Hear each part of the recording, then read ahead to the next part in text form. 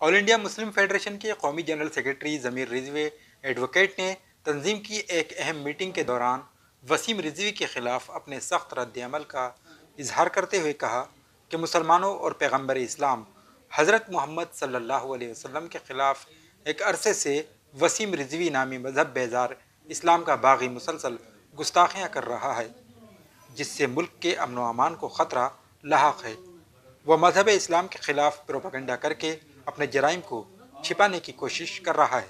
वसीम रिजवी ने इससे पहले कबल जो कुरान करीम के मामले में मदाखलत की और उसने कहा था कि कुरान करीम में 16 आयतें ऐसी हैं कि जो आतंकवाद को बढ़ावा देती हैं।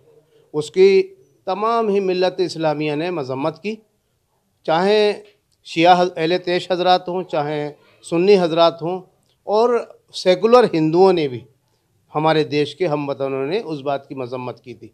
लेकिन हमें ये बड़ा अफसोस है इस मुल्क में कि वसीम रिजवी आरएसएस और भारतीय जनता पार्टी की सरकारों के कहने पर ये हरकतें कर रहे हैं, जो कि नहीं करना चाहिए।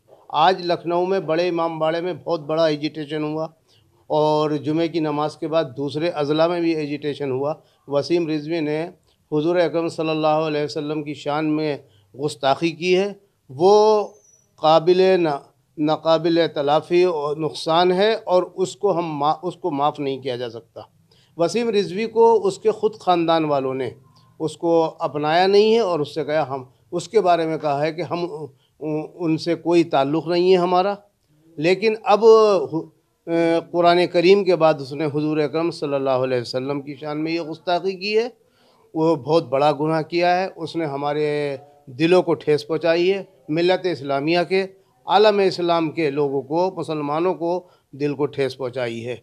और हम भारत सरकार से, उत्तर प्रदेश सरकार से इसके लिए यही कहेंगे कि उसके ऊपर मुकदमा कायम करके उसको जेल में डाला जाए। ज़मीर रिजवी एडवोकेट ने यह भी कहा कि उसकी नापाक जसारत तो देखिए कि गुस्ताखाना वीडियो बनाकर सोशल मीडिया पर वायरल कर रहा है, ताकि मुल्क के मुसलमान मुश्तइल होकर सड़कों पर निकलें। उन्होंने कहा कि ये मुल्क के अमन व अमान को दरहम बरहम करने की नापाक कोशिश है। ईटीवी भारत के लिए रामपुर से अबुल कलाम।